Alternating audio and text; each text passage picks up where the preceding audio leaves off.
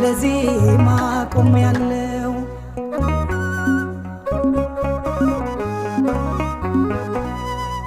አትድኝም አሉና ቀናት ሰፈሩልኝ የዓለም ጠቢባን ሞቴን ቀጠሩልኝ።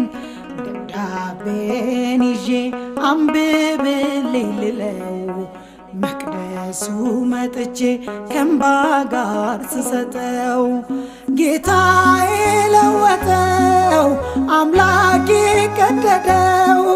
ይኸው በአዲስ ቀን በአዲስ ዘመን አለው ዛሬ ለኔ አዲስ ማለዳ ነው።